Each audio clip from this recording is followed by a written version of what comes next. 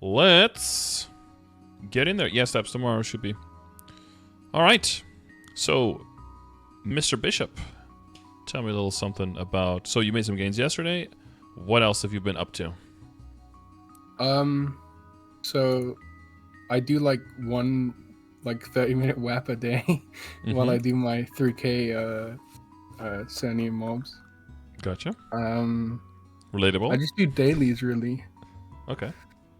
I've been putting off Monster Park because it's really boring. I don't really like it. It's boring, yep. But yeah, I mean, I did dailies up until 260, so like purely dailies. That's doable, yeah. I mean, in the past, people would have to do a whole lot of other stuff, or doing just dailies would take you years to get to 260. But of course, in the current climate, that's a legitimate strategy of getting up there. You're of course not feeling the easy, fast levels anymore. I'm assuming this is your hyperburn from the event. Yeah, this is my hyperburn. This is my first character. First one, okay. Yeah, it's tough to, you get fast track to 260, and then at 260 you're like, you can't really go into Grandis and just start one-tapping everything there, right? Yeah. I don't even one-shot still. Yeah, which is normal. I know in the past it was even harder because no 6th job yet. But of course you want to slowly build up that 6th job. You have that extra daily, right? That KMS doesn't have with extra fragments. That helps quite a bit in building up the 6th job earlier. But it also gives you a little bit of a breather to kind of, you do dailies, but also to kind of like look around to kind of get your account to catch up with your character, right? Because your character has been launched into 6th job, but your whole account is still has to deal with the regular restrictions and the time gating and and all that stuff. So it's a good idea to kind of like look around and see like, what do I want to do with my account? What do I want to reach with my main character, and kind of set yourself up to working towards that. So let's help you with that. So I guess in line of that, have you seen anything in the game that you have set as a goal for yourself, or are you just kind of chilling? What kind of So I think the end goal is to lib eventually. That's like, I think the Genesis weapons look really cool, and I want one. So that's the goal. Well, there's good news as a bishop is that as soon as you meet the level entries, all you have to do is be able to basically survive. And if you can throw in a benediction and a heal and a cleanse and all of that stuff every once in a while, you can still progress with the quest for liberation, even if you do 0 damage to the boss. Right. Okay. Yeah. So if your main goal is like to lib, I would say look for pickup groups, look for any kind of parties that are starting to just do Black Mage practice and get in there and try to like learn those mechanics. That's what I would say, because the sooner you learn those mechanics, the sooner you can get your first clear in, because it's an 8-month process. And by the end of those 8 months, you'll be way further in than you are now. You'll have way more, you'll have a higher level, and that'll give you more damage, of course, but you'll have unlocked more areas in Grandis, get more sacred power from there. That'll give you more stat. That'll make your benediction better. You'll have passed some other time gates on, things that are time gated, for example, like Gollux gear or getting pitch drops, anything like that. So I would say, start running a whole bunch of practice runs that you can, because now, in the past, when you wanted to practice Black Mage, you had to get one of the keys, which is tricky, right? Because you need to kill Hard Vihela for that. So that basically just the only 2 things that you need is at least one Hard Vihela clear, which will usually get you 3 drops that you can turn 3 keys in. And then those items will be turned into keys with the drops from the... You know how that process works? No, I have no idea. Oh yeah, so you need these items called Sparks of... I think they're called Sparks of Determination, if I'm not mistaken. I have a ton of those. When you say a ton, how many? Because you need 50 to turn 1 drop into a key. Okay. I got 86, so okay. That's already it's already enough for 1. So if because you've probably been doing those dailies as well, right? So that slowly brings them up. Yeah, and if any kind of gloom and dark nail clears you can do will also give you quite a bit of those. So that'll help you. So that's the Sparks of the Determination part, right? The Tenebra's dailies, gloom and dark nail. and then at least one hard V heal out, or if you can get into a regular party, more, of course. That'll drop the item that combined with that will give you the ability to make the key for the real run. And then aside from that, just practicing Black Mage, maybe checking runs from bishops, checking out the Black Mage command in the chat as well. There's like a huge guide that somebody made on just on the patterns and everything. It's a good place to start, but you want to go in there and actually practice it and learn it, because you know you can read everything in a book, right? But until you're putting it into practice, it's a completely different thing. So if that's your goal, because it's such a long thing, one major thing that happens a lot with things in MapleStory is that if they have a specific goal, but you aren't at any point, you're not really feeling like you're making direct progress for it, it can be very tricky to stay motivated. And all you really need for Black Mage is just that first clear, and now you've got like a...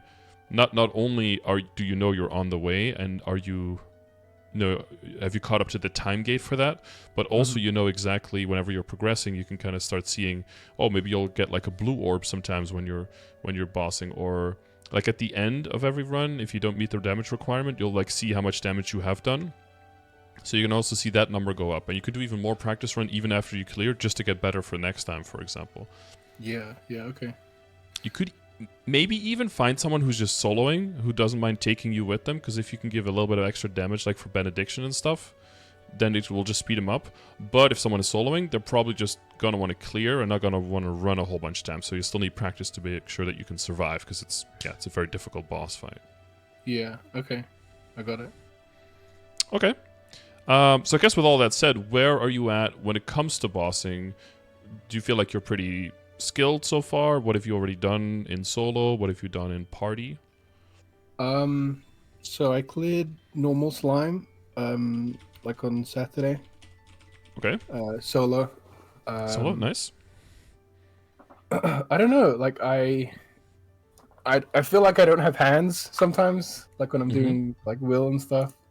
But me and my friend who plays, he's been playing for a while. He's quite strong, but he's still progressing, same as I am.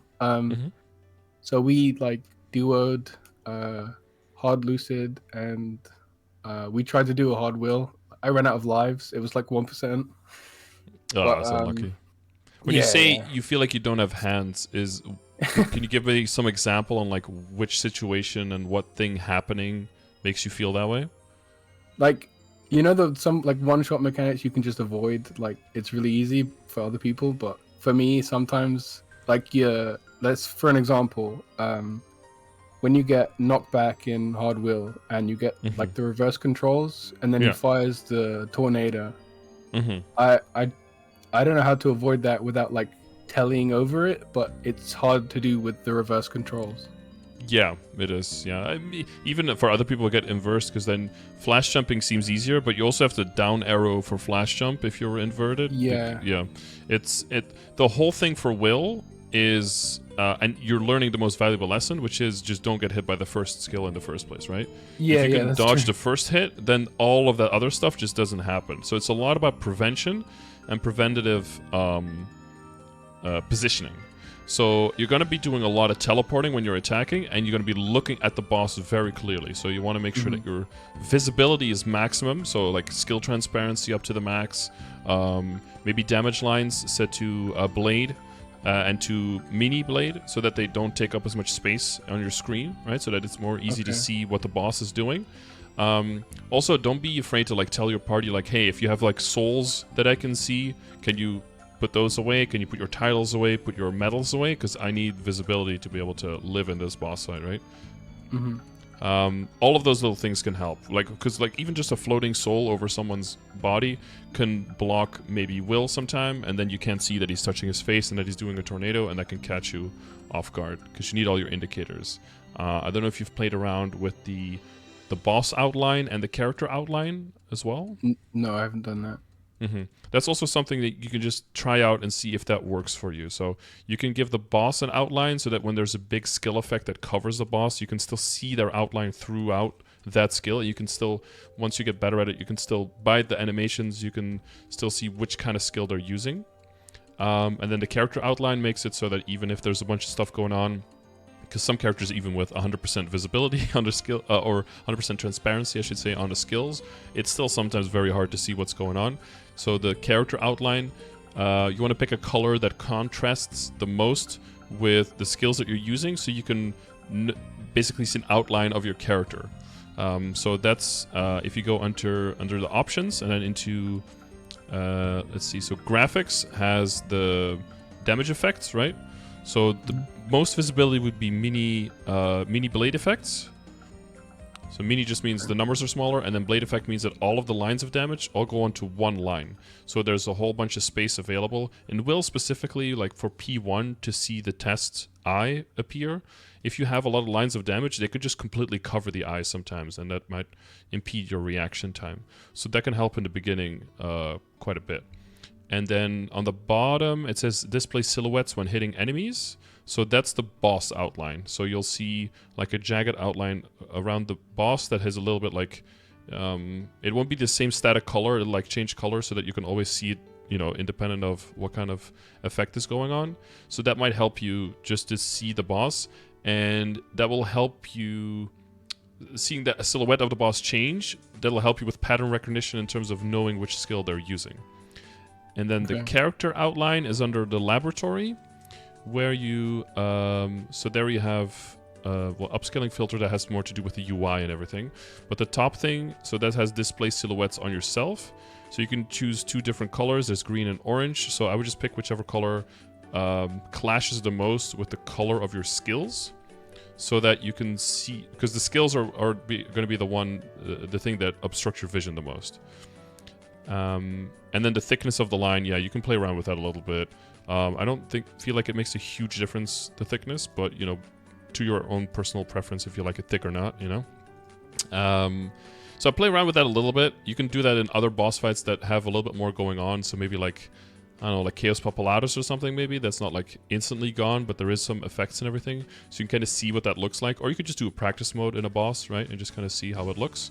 Yeah. And play around with that a little bit. That visibility is like really the standard, especially in the beginning when you're still learning what all of the hitboxes are and what all of the effects are. It's really nice to have that set for whatever works for you, and then that'll be the good foundation that you can then start learning the boss from. Because specifically with Will, it's a lot of, like in phase 1, he's always going to be, and this goes a little bit into the difference between soloing and partying. In a way, of course, soloing is way harder because you need to do way more damage. But soloing is easier in terms of when you have the damage. It's a lot easier because the boss is always targeting you. Maybe your familiars, but always you. So if he's teleporting, you know where he's teleporting. If he's facing a direction, you know who he's attacking, right? You know you're always the target. So if there's 3 people in a dimension and everyone's like, one is to the left, 2 are to the right, you kind of have to know what the boss does. So in phase 1 for Will, whichever direction he's facing, that's the direction he's attacking. So as soon as he's facing you, you just teleport behind him, and you want to stay as close to him as possible and as close to the middle of the map as possible. That way, if a tornado happens, right, you can always get behind him, because if he's in the middle or he's in the corner and he tornadoes, it might go through the entire map and try to like swipe everyone, which is never great. So at that moment, sometimes changing dimension might be a safer option because the building of Moonlight is pretty fast now in Will. So like a quick dimension shift might actually help you out there. And then knowing, you know, judging by the HP bars, you can see if the test is going to be soon. That should help you as well, managing like your Moonlight with changing the dimensions. In phase 2, however, he might be attacking the direction that he's facing, or he might be attacking the other way. He will just be attacking whoever he's aggroing at that time. And if you're soloing, you know exactly that it's you, so every time he's winding up for an attack, you know you can just get behind him and be safe. But if there's a bunch of people standing everywhere, it's just really hard to tell. So if everyone is like in lockstep, standing on one side, he attacks, and everyone goes to the other side, then it can be very clean. But of course, yeah, usually it doesn't work like that. It's more about binding and bursting, and yeah. So especially in P2, the dangerous thing is getting pushed and then being inverted, and then the webs being on the corner, right? Yeah.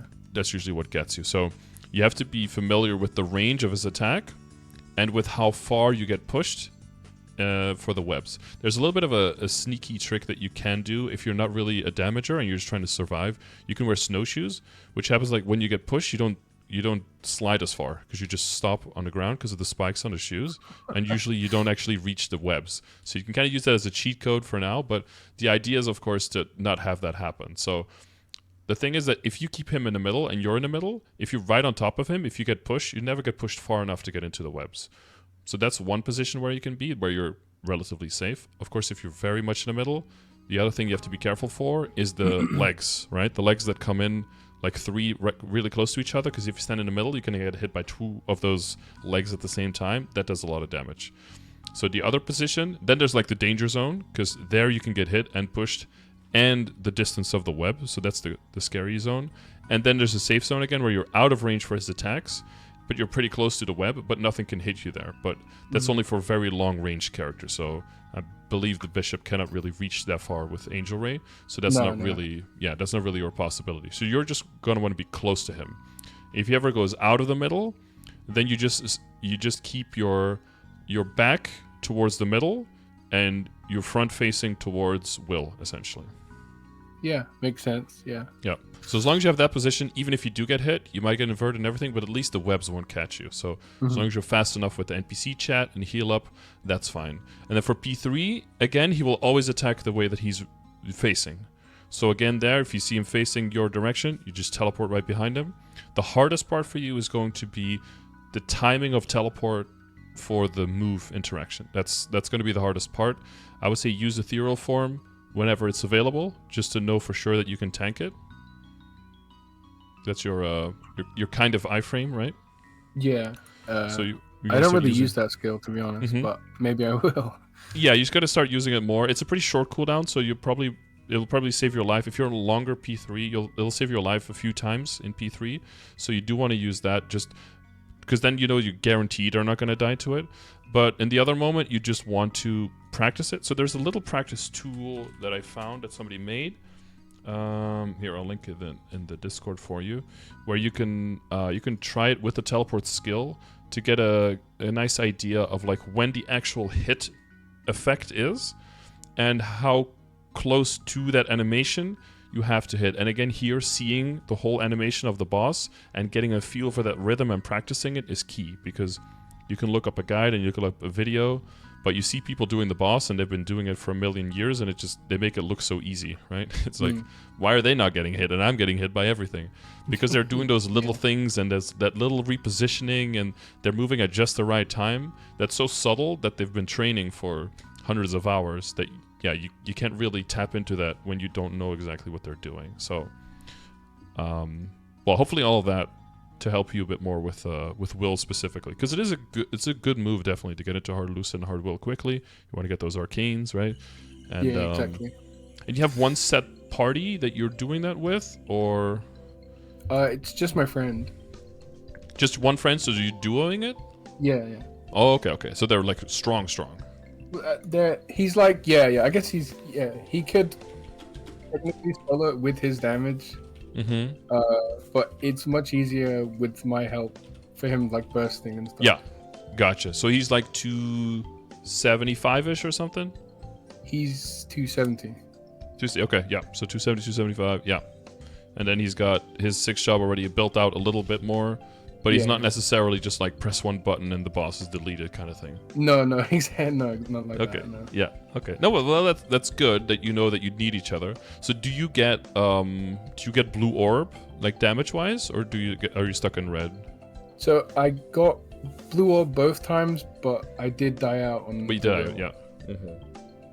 But yeah, I upkeep blue pretty decently. Yeah. If you're in duo and he's 270 and you're in that situation, it seems like that's very reasonable. So you also know that you have at least like that little pot of gold at the end of the rainbow, right? Like that. Yeah. You're not just like, yes, I lived, and then the box opens up and there's just nothing in it. That's a little anticlimactic. So okay. All right. So if you're just duoing, then you're in the right class at least. You're a great support. And you're flexible, right? If he has a 2-minute burst or a 3-minute burst, you know about the benediction. Yeah, he plays hero, so I try and do 2-minute benediction, but he got a raw 4 recently, so he's we try and burst like 3 minutes sometimes to keep with his raw.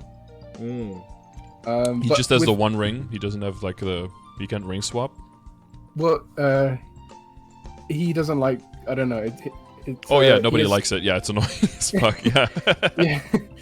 Yeah. So he just got it. So it's new for him, you know. So yeah. He wants to use it as much as possible. I got it. I got you. Yeah. And I mean, it is a nice burst. But if you're a 2-minute burst, yeah, you augment that one burst by a lot. But then if you're only bursting every 3 minutes instead of every 2 minutes, but you do have the longer burst because of benediction. Yeah. I wonder if it would make a huge difference between like one. It's got to be better, but I don't know how much bigger it would be. Yeah, and then you'd kind of have to ring swap. Yeah. I kind of get that. If he gets like a weapon jump 3 or a weapon jump 4, then swapping will feel much more reasonable probably for him. I think the only other ring he got is a Quant 3, and it's not really worth. You can't swap that, can you? Yeah, no, because it has a 2 minutes build up until it starts working. So as soon as it starts working, it's time for the burst to switch again, pretty much. So, exactly. Yeah. Yeah. No, it's too much. It's more of a hassle. It's really much more for like DPM characters, right? So if you just have a lot of short cooldown, 5th job and 6th job skills that you're just like throwing out there, like I got the continuous 4 on my Demon Avenger. Was it yesterday? It was very recently, and nice, that's just amazing. Yeah, that's a godsend. So even in like Culvert, my score went up by like 4,000 just switching it. So I don't have to swap every time. And just it's very nice. Yeah. But it's good that they added that ring because characters that were very burst heavy were getting a huge benefit from the weapon jump and the roar and that kind of stuff. And then more DPM characters were like, well, that's cool, but that doesn't really work for us that well. So what do we do?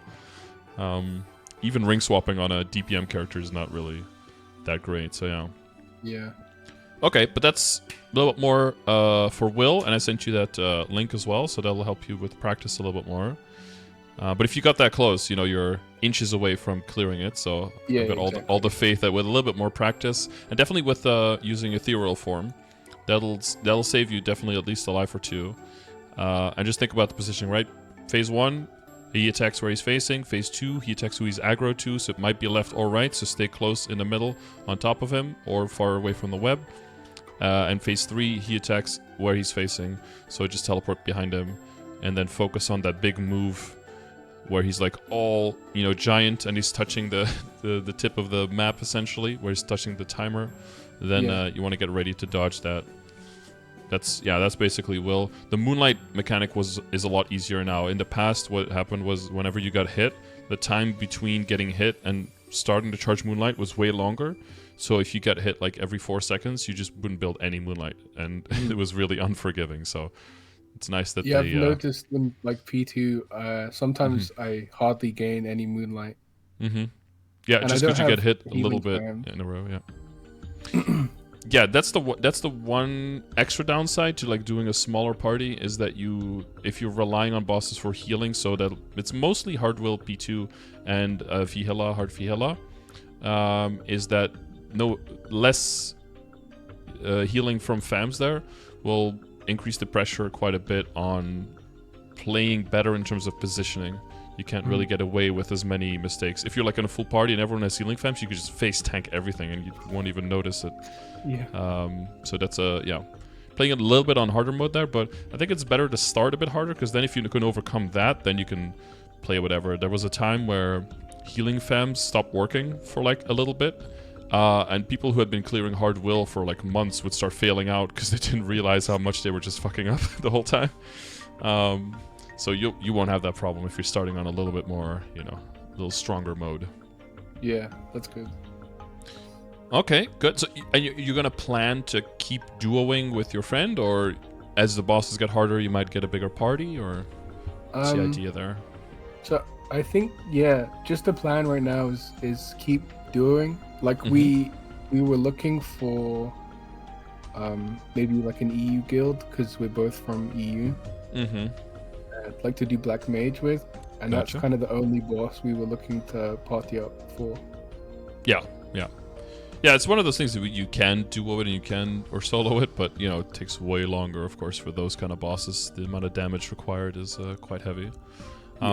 Yeah, our guild is a little bit of a mix of everything, but we are allied with Rainsong as well, who's, I think, uniquely EU. So you could also get access towards their, with the alliance and everything. There's a bunch of people in there. In general, that guild is quite a bit further, but they still do Black Mage and stuff, of course. So, you know, everyone's on there. If people's first character is past Black Mage, and their second, third, and fourth character are going there. So, you know, you're never really done with that content. And you're not done with it quickly either, because you just, you know, 8 months of Liberation. So it just stays a while. a constant thing. Yeah. Once you're done with one, your next character is ready to go. So you just keep the treadmill going, essentially. I see you have the empathy and the insight level, so that's good. Yeah, I used the pots on that. Mm-hmm. Yeah, very good. Because I played Reg before, so I'm not completely like new to Maple. Gotcha. I know that like buff duration and like elemental skill reduction they're both good. Yep. And yeah, like and ambition will just you level. just get. Yeah, exactly. Yep, exactly. Yeah, it'll level automatically. Charm is nice, but like up to 30, and then it's, you know, if you want the emotes very strongly, then you can work on that. Yeah, diligence does nothing in reboot compared to non-reboot. And willpower, yeah, what is that? Defense and a little bit of status resistance, I think. Yeah, so if it's your main, I would work on willpower after that. But if it's just a side character, yeah, it's barely gonna make a difference, or not even gonna make a difference. Yeah. So it's whatever. Okay, so that's all fine. Okay, so towards that goal, do you feel like we've got like a grand plan a little bit more? Yeah, definitely. Long-term plan, and then we have to get a little bit into the specifics, I guess. So are there any game mechanics that you've run into, or, you know, differences between reboot, non-reboot, where you feel like you don't know exactly what's going on there, or you're looking for some specific advice there? Right, so I had some notes written down. Yeah, go for it. Let me get them. It's good to make sure we could cross those off. Yeah, so I was thinking, like, I played Reg up until, I don't know, it was definitely maybe like 2016. Mm-hmm. So, and then I kind of briefly came back to it, and then FAMs were a thing. Like, FAMs were always kind of a thing, but like you had the codex before, you had the 30% IED. Yeah, exactly.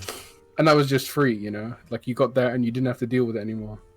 You got like the spider, and then you were done, like pretty much. Yeah, you were done. Yeah, system was over. Yeah. And then like the new FAMs came, and then I got confused with, because I just bought them on the auction house, and then I was done because I got like 2 boss ones, and then an item drop. You just buy. It's a lot epics. harder. You just buy epics or uniques, and you just buy epics. Yeah, and then you red card, I guess, or you buy more. I don't know, just financial situation. I think you buy them and then you just rank them up. You buy the rare ones.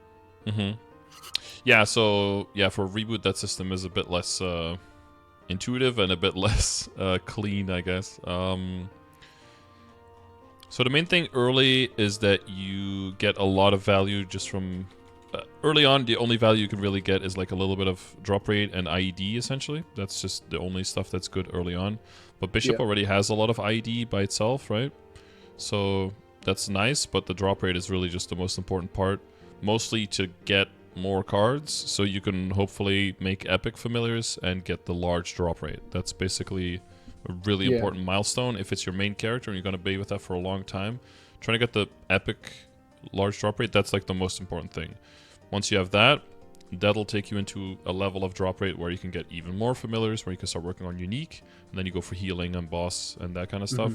And you go for, to a lesser extent, you can get some like item acquisition, meso obtain, a little bit like that, maybe some auto steal, you know, some niche stuff that can help you, but mainly those first things, and the large chunks of healing, that'll help you with the other boss fights. But then one of the bigger reasons why you want that drop rate is, of course, is because you need all the backups on your account, because you can't just buy them off the auction house, right? So you have to earn them all on your character. So getting the drop rate up early is just paramount. It's like a little bit of a toss-up because of events between getting full drop in meso gear versus getting like your stuff up to 17. kind of depends on, events might shift it a little bit on favor of one instead of the other. But since you just got everything to 17, getting the full drop in Meso Gear stuff now, as far as you don't have it already, is probably the top priority, I'm guessing. Yeah, so I was going to ask you about that as well. So is getting 100% Meso still like top priority? I would say for your first character, I would do that, yeah. Okay. Yeah. Yeah. Any kind of set with drop and Meso combination early on is going to set up to make sure you can keep pace with funding your character. And then once your income starts increasing because of like having familiars on there, boss mules on there, then I would say that makes it, that gives you like the green light to every character after that you're playing to not really need the Meso obtain anymore. But I think for the end game, especially now, like we're not sure yet what's going to happen in Korea and everything. And if it does, it's probably another 6 months away, maybe. So you'll still have plenty of time to make that money back. But it might be for you if you're at the cusp between like just having a set of drop and Meso versus having a set of like maxing drop and Meso in one set. Yeah. If you're on the cusp that's like the next step that you want to make, then that might be the moment to really kind of like wait and see what they decide to bring over from Korea first, and then let that decide whether or not you are going to be making that investment, because that's of course a way more sizable investment.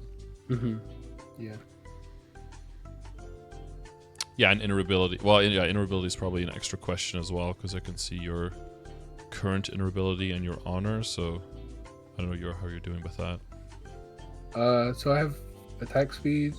I think you see it, right? Yeah, I'm looking at it. Yeah. But I mean more like what your ideas with that, like what's your plan with the interoperability from this point out? Oh, like my plan, basically get unique buff duration and then maybe like a drop line. But are you doing that by like locking your attack speed? Yeah.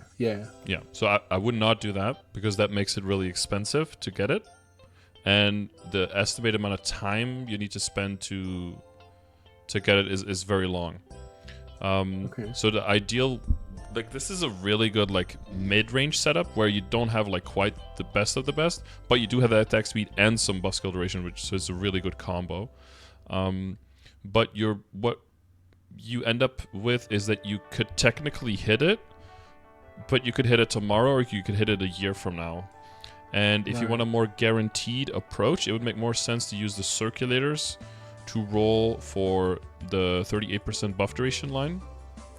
Because if it hits buff duration on unique, with a circulator, it's always going to be the highest number guaranteed. So it's always going to come out as a 38 if it's that line. Okay. And then you want to have, but before you do that, you want to have enough honor EXP saved up so that you can link that unique line and then roll for the attack speed back kind of thing. So from this point out, I think you would want to just save honor XP until you have like, I'd say like 1.5 million or 2 million or something, and then go for that swap. Okay. There's two factors with that. One is that in Korea now they've gotten interoperability presets, so you can actually save. You can save 2 other presets as well that you can switch between. So very similar to the hyperstats. Oh. That's crazy, actually. Yeah, which is huge. So that's also a reason why it's a good idea to just start saving honor experience from now, so that we can see when that system comes. You might want to make another one that just has like 20% drop rate on the top, for example, right? So that when you switch and you kill the bosses, you kill the box for the bosses, boom, you can just switch to the other interoperability and have more drop rate whenever you open a box, right? So that'll be a lot of extra value for us. But the other thing is also that you'd want to be able to see like, right now, Honor EXP for most people is just there to kind of see if you could just min-max a 3rd line on something and hopefully hit something that's cool. But when you have presets, Honor EXP suddenly gets a lot more value because you can use it on a lot more interoperabilities to get like a really good 1st or 2nd line instead. So I was actually looking at it today. So I would consider getting the Honor EXP from the Windcoin shop, because there's up to 3 million Honor EXP that you can buy there.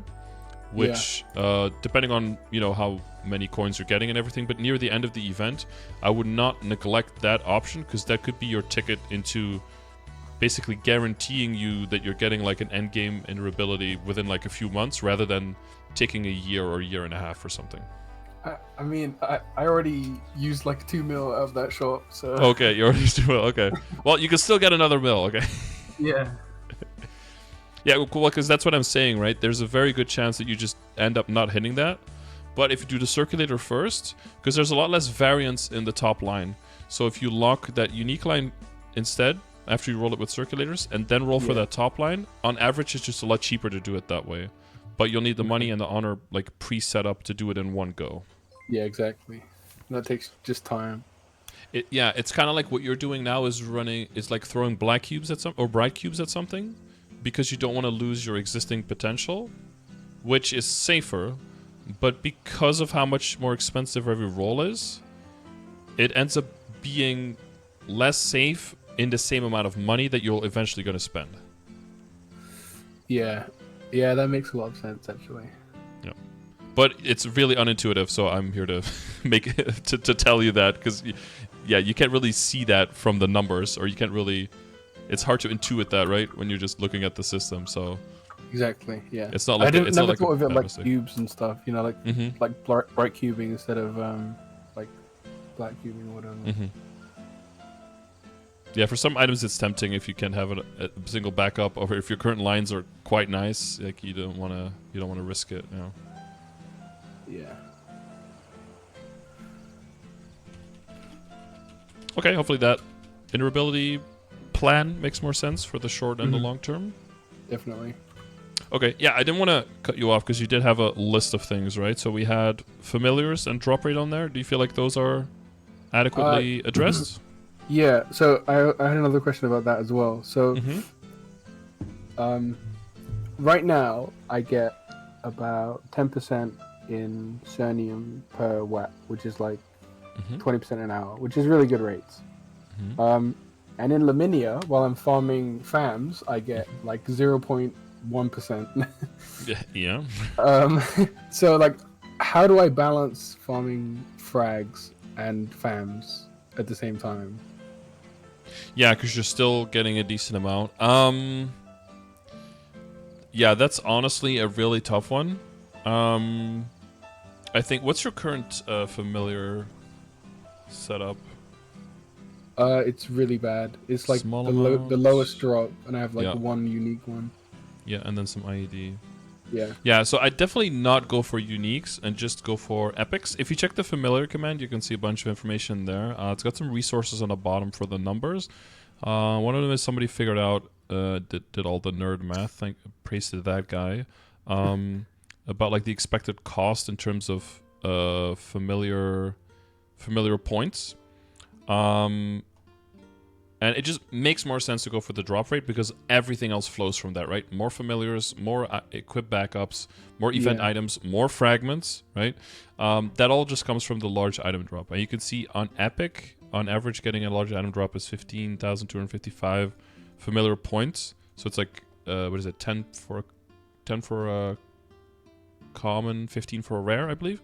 And then at unique, it's 20, like it's, you know, it's like 5/3 of that. So 100, yeah. So it just doesn't make sense to go for uniques until you really hit this one. Yeah, I didn't even know it was a percentage chance because it's just worked every time for me. Like I have one unique one and it worked first try. I have like 3 ones and they worked first try. So I don't know. Yeah, that's 40% chance, but up to epic is 80% chance. So that's why, yeah. Okay, makes sense. That's another reason why, yeah, you want to get those epics in. So would you say farm a large drop and then go frags, or? Yeah, you'd want, you can get normal drop, which is 50% just from rare cards. So I would also just reveal rare cards if you don't have that line yet, just to see if you can hit a normal drop first, because again, that'll mean more cards and that'll mean the faster epics. There is the line of increases item and meso drop rate by a large amount, which is typically a 60% line. Yeah. Then the large is 80. Well, the large is 100. Large single is 100. Yeah. So the 60 is still already pretty good. Like the 50 and 60 are also pretty close. So you could say for you, like, okay, I want to level. You know, there's like bosses I want to do. This is slowing me down too much. It's really like a personal thing here. There's like no correct number here. Because if you hit 50 and 60 and all of your other stuff is maxed, you can still get to like 360, 370% like drop rate, which is still very, very solid if everything else is on point, right? So it's not like that last 40% is going to be the difference between you get no drops or you get all the drops.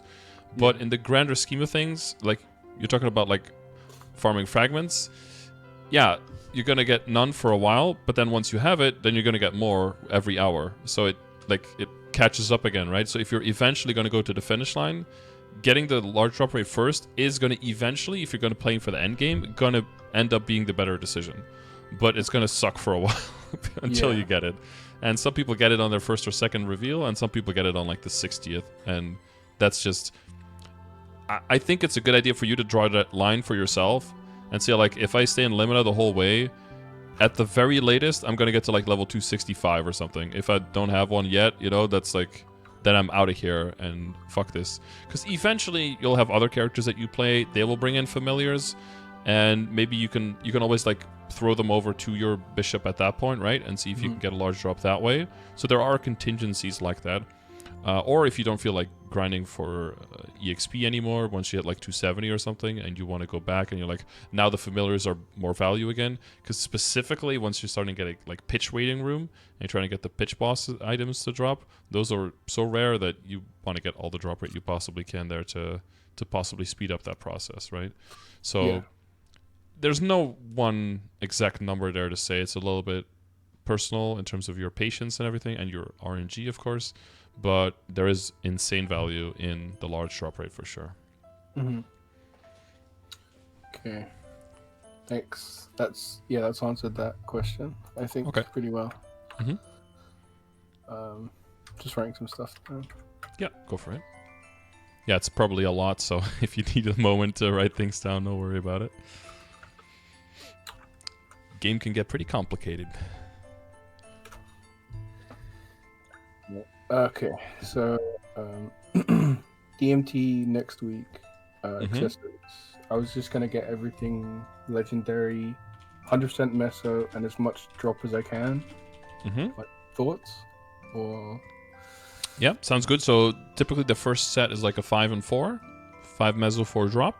So for that, I have exclamation mark drop rate that kind of talks about like going into those sets and what to aim for. It also talks about here like the familiars, just like all of the stacking sources of drop rate and all of that, and the terminology of everything.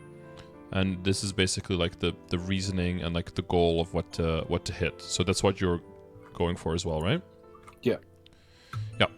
Yeah, try to get, if you're going for that set of 5 and 4, just try to get as much stat with that as you can without spending extra money.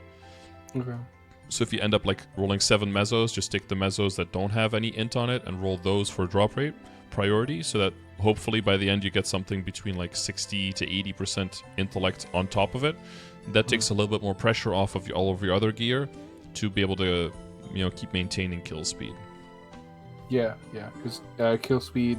I mean, if I'm in Laminia, it really doesn't... No, it doesn't matter there, no.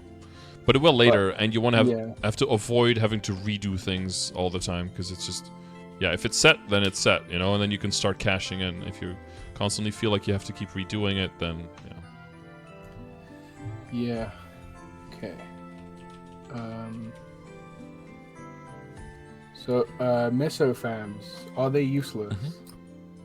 So if you don't hit the total drop rate outside of FAMs of 66.67%, then they will help more bags to drop.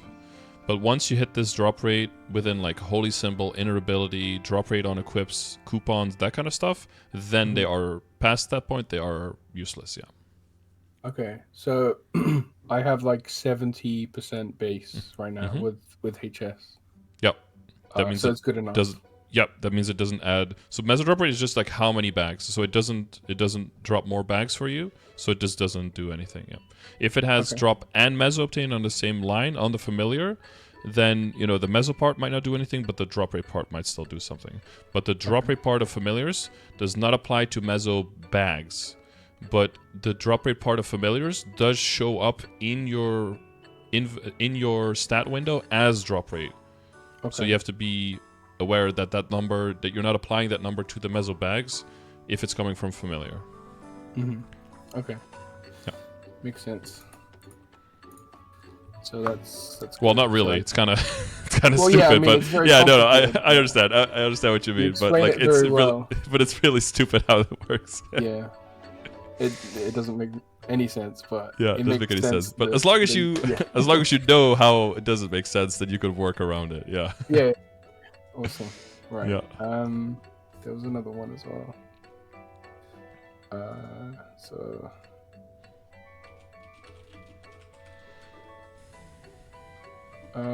for fifth job skills, the bishop Discord, it says to level divine punishment, because I can't enhance it with my hexa stat right now, my hexa matrix, because it's not level 25. Yeah. Do I just max it? Like, do I just pump it, like everything into it to get it to level 1? Because you're trying to start working on your new skill. You need 40, right? So you should be able to do it now. No. No. I have the angel ray. I just need divine punishment. Which is... divine. Yes. Okay. Yeah. Divine punishment. That's the. That needs to be 25. That's the key down skill, right? Yeah. Yeah.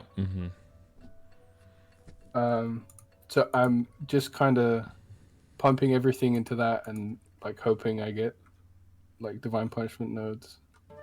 Yeah, I think, I do know though that for Explorer Mages, the unreliable memory is also really important because it increases the chances of getting more cooldown reduction on your second infinity.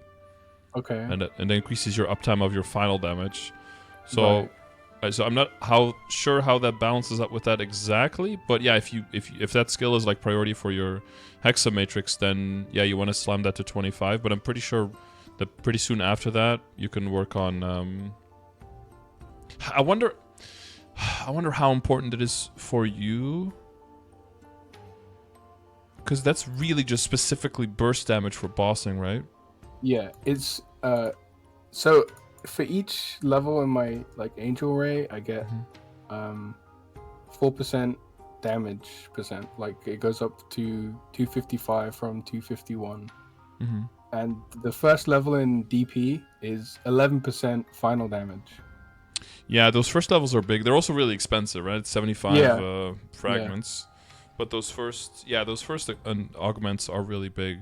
But the question is more like how much is going to improve your overall damage? Because if you're going to stay in Limina for a while to work on the familiars, then your overall damage doesn't matter as much. Especially if you're dueling with your friend and you're able to hit blue there, then you're not really on any there's not really any pressure there on you that you need to work on it, right? Yeah. But there's like no cap on the fragments, so you can hold on to the fragments for a while. So Shiver in my chat is saying unreliable memory is top prior for Bishop. Okay. I'm wondering if the extra damage you get during your burst for that 11% final damage on just that skill is more than getting more uptime of your infinity and that final damage over your entire kit. That's kind of like that's basically the question, and that's a very specific question. Yeah. Saving frags for new, better skills seems like a good idea. You're still going to be fragment. Well, actually, I'm kind of soul Eder locked right now. I'm not really fragment locked. Yeah, because you're not training actively in the area and you're not doing super high level bosses yet, so you're not getting that. Yeah, but that's the best place to be in because the fragments don't have a cap, but the soul Eder does. Right. Yeah. So you can just keep piling it on, and then once you're in a situation where now you want to shift your focus from your VMatrix more to your hexa matrix specifically, then you can just start slamming a bunch of levels immediately. Why is Benediction level 25? Probably because his friend wants it to be max level so he can support him harder so they can boss faster, I'm guessing. Okay, so when I first started, my friend was like, you just want to get Benediction level 5 and then you get invited to all the parties and then everyone wants you, And I was like, Yeah, it's fuck probably yeah, not let's wrong. do that. Yeah. I mean, that is a legitimate strategy because then you can get into bosses with better drops faster, and then as long as you can meet it. But the problem is, the better you support, the harder it is for you to hit 5% minimal damage. Yeah, that's what I was thinking. Yeah, so it's kind of counter effective because if you the best support, like the bestest would almost be like wearing full like stat weapon and secondary and emblem as well, right? Because then your benediction is even bigger, but now your damage suffers even more, so the percentage disparity between you and the party member grows even more. So Finding there's like that balance. yeah, you got to find that sweet spot where, you know, like if you're supporting your team and you're starting to go into red every burst, maybe you benediction and then teleport away from your teammates to make sure that they don't get your damage increase, you know? Level on Bennett only increases the cap of it, and you're not going to hit that anyway. It's... Yeah, but people see benediction level very much the same as like domain level on Kana. Like bigger is better, and then everyone wins kind of thing. Yeah, I'm not a bishop expert, but what Shiver's saying in the chat, I'm assuming that he knows more about bishop, is kind of basically confirming my thoughts. I think it's probably better to be a little bit more selfish, especially since you have the benediction done already, and not worry too much about slamming in that divine punishment at this point. And I'd probably work more either on like specifically on unreliable memory. I'll probably get that up until like level 20 or something, and then I'll probably just craft node stones instead, so you can just work on your boost nodes and your skill nodes all at the same time and like evenly bring them up essentially. Okay, right. So crafting node stones is viable. You don't have to like craft exact nodes each time. Yeah, if a class has a very specific skill node that's high value, then I would do that for a bit instead. So in your case, for unreliable memory, I'd probably do that first until it reaches like level 20 or something, and then I'd go switch over. If other stuff is not maxed yet, then I would go over to crafting node stones. If by that time your boost nodes are pretty much maxed as well, then I'd probably start just crafting specific, because most of what you open from node stones is those boost nodes again, and you're just gonna have to extract them afterwards anyway. So then a lot of the value is lost there. Okay, right. So yeah, just okay, I get it. So level 20 that, and then craft node stones. Yeah. Yeah, and then in that process, you probably get a little bit more divine punishment. So if you do feel that itch, you could also just finish off the last few levels there. Or, you know, an event comes around and you get some EXP nodes, then maybe you just slam those in there and then get those last levels done so you can get that extra damage. But it'll mostly be for like solo bossing, and if you're still specifically bossing with your friend and you're always going to do like, instead of doing like solo normal, you're gonna duo hard instead of, you know, so you're always gonna do the one harder with a duo anyway, so you don't need that hardest damage for yourself necessarily. You just need to focus on the mechanics and the positioning and the synergy with your teammate. That's more important there. Yeah. Yeah, that's fair enough.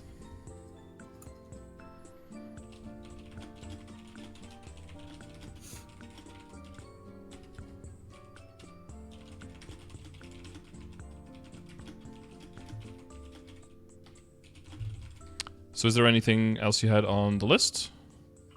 There was this thing about Soul Order, but because like it's mostly from bosses and obviously farming in Grandis. So I'm not really gonna get daily a bit, yeah. But it's fine as long as I'm getting frags every day, so it's okay. Yeah. Yeah, those 12 fragments and extra Soul Urda from the daily is a huge benefit we have over Korea for sure. Yeah, 12 frags. Like I get probably like maybe 3 frags an hour. It's like 4 hours worth. 4 hours, yeah. Every day, yeah, that's crazy value. Yeah. Pretty good. That's another reason why that drop rate is so important. Yeah, so you get that sorted, the sooner you'll start seeing drops. The sooner, whenever there's an event, you'll have options on what to do. You'll even have options to not have to safeguard, which that saves you money. So there's going to be value in those drops as well. And you're basically like creating weeks of bosses by getting more drop rate from the existing ones. So you can just speed up your progress compared to the time gate that the game sets for you. Yeah, cool. So that's pretty much all my questions. If I think of any more, I'll let you know. Yeah, we'll just go through the screenshots and everything, and if anything there comes up, you just yell at me. I guess since we did mention the hexa matrix, is there anything there? So you mentioned the soul Urda, but like fragment wise, you're doing well. It's at this point you're just kind of gated with the not being able to afford the skills, or not being able to buy the skills because you have to have them maxed, right? What does the benediction skill do? Because that one you do have maxed. I don't think I level that until way later. Okay. So it does increases Bishop's final damage by 1% when using benediction. Other final damage increase effects due to benediction are additive. It's additive with the existing. Oh yeah. Ugh. Yeah. Wow, that's not good. Yeah. Okay. Yeah. That's laid down the line. That makes sense. Yeah. Yeah. Yeah. So it's pretty much just your mastery core whenever you can. Yeah. And then getting those higher level bosses in then is going to be really good for you, just to increase your income in Soul Urda. Yeah. Okay. Well then we can skip over that or finish off that for now. Well, you did mention a class Discord, so you probably have no questions in terms of like hyper skills and anything like that. No, not really. I think I'm okay.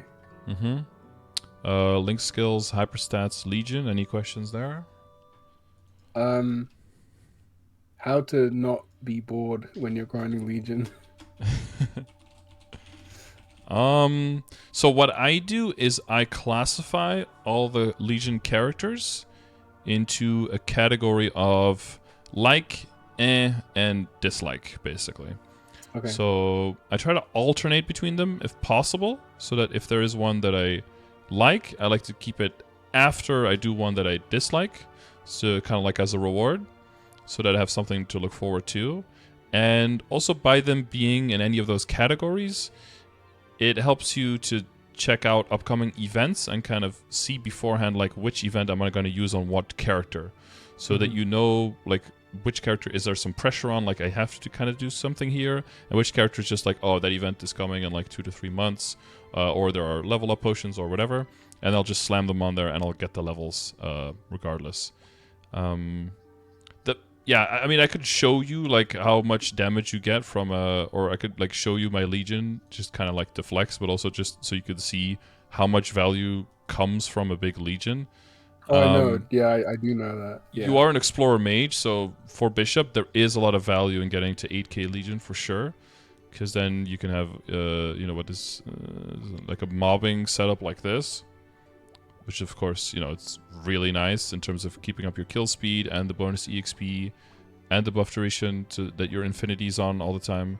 And then for bossing, something like this, maybe less ID for you and more filled out the boss damage, right? But that to me, that kind of, to some people it means like, oh, that means you have to work on Legion super early. But for me, it's more like, well, that means that the further the game goes, when other people kind of like stop being able to make really big gains, you'll just always be able to keep making really big gains because you still have the buff duration to go into, where other people are going into like their main stat and their attack in the middle of their grid. You still have the whole buff duration to go in, or well, you go into buff duration earlier, so you still have like more boss damage and more critical damage to go into. So I see that more as a positive rather than as a pressure thing. What I found with Legion, so categorizing the characters and just slow and steady progress. So right now you have 20 characters. That means the next 22 characters that you level past level 60, their levels will all immediately, once they pass level 60, their levels will be added up to your Legion level. So if you say I'm going to make one level 100 every other day, then that means that in 6 weeks, you'll have like an extra 2.2k Legion on top of your current Legion. Right. And it's just a matter of consistency there, I think. Yeah. So right now my whole kind of plan is to do 3 characters to 1.4x a week. Okay, yeah. Fully through the food storehouse. Yeah, that's about every other day, right? Yeah, so if you do one day, cool, then you can do something else the next day if it's something you don't like. If it's a character that you then find out that you like, then you can say, okay, I'm going to do it I'm going to maybe just leave it at like 100 or at 120 or whatever, and I'm going to do the actual leveling, and I'm going to do the storehouse on characters that I dislike more, so that you get more, because it feels like time is flying by faster when you're liking what you're doing anyway. So if you're doing the dislike ones, then you can kind of like metagame it that way. But in the beginning now, if you just get a bunch of 140s, like you said, and you fill out all the slots, then 6K is basically free. From then on out, it's got to be more event-oriented with extreme growth potions, kind of like bonking, a terror burn, stuff like that, to get towards like all the characters anywhere from like 170 to 210. If they have a good level 200 block or a good link skill, then you want to get them more there. And yeah, with the 200s that you have as well, of course, that's going to open up the possibilities for bossing you a little bit faster. So it depends a little bit on if you're going for a more broad approach, like more in width or a little bit more in depth with certain characters. But early on, the broad approach is definitely way more efficient in terms of getting the levels in and starting to get value from the Legion board for sure. Cool. But yeah, if you get bored, I don't know, watch my stream, it's super entertaining. You pick up stuff here and there, some tips and tricks you can learn from other people. Some people watch anime, other people just jump into Discord, maybe with guildies or with people who play the same class and just talk about random stuff. Anything that helps kind of like take the grind away. I did it a long time ago, so the game was quite in a different state. Like I had my laptop next to me with my Kana to Kishin myself for extra spawn. It was a different time. And then every now and then we had a Mega Burninator, which was like, whoa. But now... you get like that every month, right? Yeah, that was before they redesigned the daily login. But yeah, you have that one, so it's also good to have every month to have, to have a list of characters that are going to be done like that, so that you don't have to worry about that. You can still get a decent amount of EXP just like killing Zakum, so you could also just do level 100 and then do Zakum. And then use the storehouse more on like the characters you don't like and the characters you do like. Yeah, there's a lot of options. So I would just say categorize them and play the characters that you like the longest, and blow off the characters that you don't like the most, I guess. Yeah, that makes sense. Because obviously you want to have fun playing the game, Yeah, you say obviously. I think that's pretty obvious, but for a lot of people, they hate the game and they hate everything they do on it, but they can't stop, and everything that even changes a little bit just upsets them greatly. I agree with you, but a lot of people, how many people who play League of Legends every day really love playing the game and have a lot of fun? I don't know. Yeah, no, I don't even think one person likes that game. I like I've played a little bit, and I like it because everything is new, so I have no expectations of what's going to happen. So everything is like I'm still discovering the game kind of thing, right? Yeah. But I think as soon as you start having expectations and a certain pacing, and especially once you set expectations on your teammates, I think then everything just starts... It all just goes downhill from sliding downhill, yeah. Yeah. But I mean, if I didn't like the game, then I would go play something else. Like I would hope so. Whatever. Yeah. I would hope so. Don't get stuck in it. Like, well, I've spent so much time into it now. Now I have to keep going. Like, please, always keep an eye on the exit door, kind of thing. Yeah.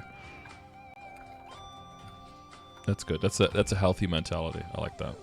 I'm no stranger to quitting Maple as well. I've quit a fair few times. That's such a good line.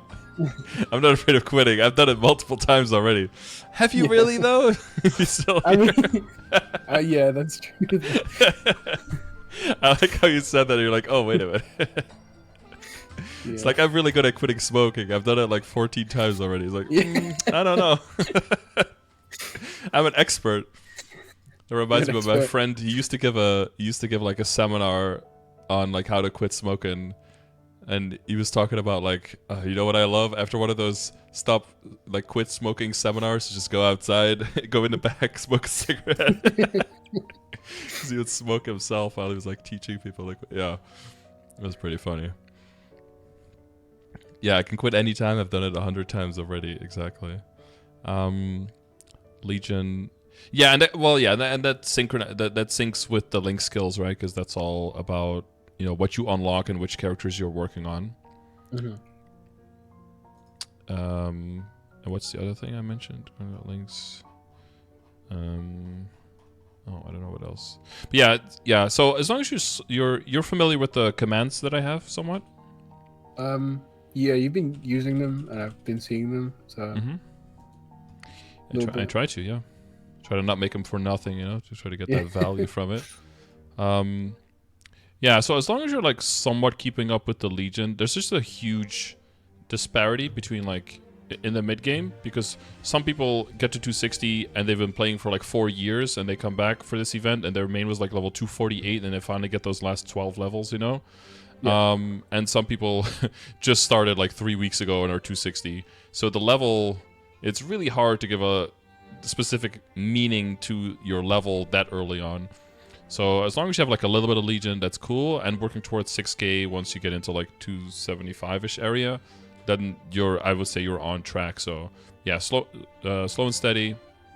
Fast and steady would be better, of course, but like slow and steady, just whatever pace you feel comfortable with. Try to strike a balance between your main and doing other stuff. Don't feel like you have to work on Legion if you want to grind your main, and don't feel like you have to grind your main to get stronger, because there's plenty of ways of getting stronger without actively working on the character. Yeah. Yeah. True.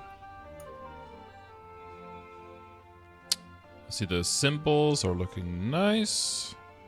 That's good progress there. Very nice. Getting at 15. Are you continuing at 15, or are they so perfectly 15 because you quit there? So I'm leveling them like equally, because I started, and then I just kind of leveled up really kind of fast through the whole Arcane River area. So I kind of got them at more or less the same time. So I just tried to keep them equal, because it's nicer that way.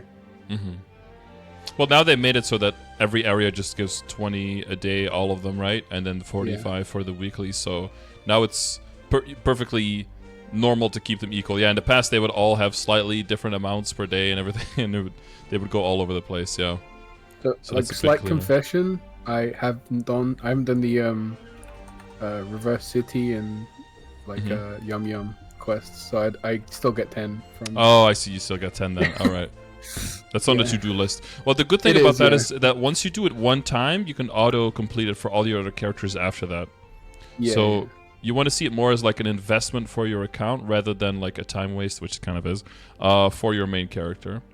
And then it hopefully that motivates you a bit better to get it done. But yeah, it might be one of those things to just like turn on a show or a YouTube video or a stream or something in the background and kind of like turn your brain off and rush through it one time.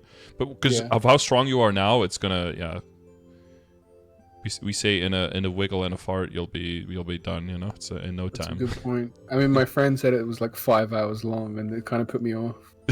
No, that's like the Lotus prequest. Oh, like, yeah. The first time, like that's like 4.5 hours, the first time. But again, that's also one-time investment. It does take forever, but then your whole account can just zoom through it after that. So I think that's probably the best update they've ever done. Period. Yeah, and then they added Princess No. That was still one where the Princess No wasn't changed like that. That was the one I was kind of waiting for, especially for my bossing mules. Like I wasn't going to do that whole storyline on every single character that I was bossing on. That was just too much. Yeah. So that's nice. I haven't killed Princess No, like until recently. I never killed it, because you used to just get the Kana ring. Yeah, you got it. Quest. But then you got it once, right? And then you're done. So if you don't succeed on that one, your character is bricked. So, and that's also when you could boom 12 to 15. So one misclick on safeguarding, and then when you safeguarded, and then it would also just like untap itself, right? Yeah. And then you could like accidentally boom your stuff if you weren't paying absolute attention to it. Yeah, I did that a couple great times. Perfect. And of course, it's like the first tap 12 to 13 as well. Not like a realistic, not like a realistic boom, but like the most unreasonable, Rip Wandroid? Yeah, there's people like accidentally boomed like a Wandroid heart like that. Yeah. Really brutal. Yeah. I think Nate did on his first one. And then the worst part was in the beginning when Wandroid came out, they didn't reset the shop. So when the event came out and you did all the stuff to unlock it, it would say that you've already purchased the Wandroid on this character, so you couldn't rebuy it. And it was like, oh my god, please. So they had to wait like another event after that until they reset the store and made it so that people could actually rebuy it if they accidentally boomed it, Yeah. Brutal. All right. Well, I guess we're getting into the equips and everything here. I see. Okay, there's something going on here. Why does this your Crystal Ventus badge have Meso obtained? Something happened. Oh, it's There's some editing going on here, guys. So I used this. I forgot to delete it, I guess. Yeah, you thought I wouldn't notice, huh? You thought Dude, that's an OP badge, man. You could sneak this one by me. Best in Everyone slot. wants that badge, man. Best obtained MP and strength. Yeah, I think I know what happened. Like the item was there, and then you copied another one over it, but it exactly, yeah, because it doesn't have potential. The other one stuck out from underneath it. Yeah. I was just trying to do it fast. Like I wasn't trying to do it clean. No, it's totally fine now. So you've got quite some epic items. So you bringing those up to legendary, you won't really lose much stat compared to now. Got a double event ring already, and one with double int on Droprate. That's always very nice if you can hit some of those.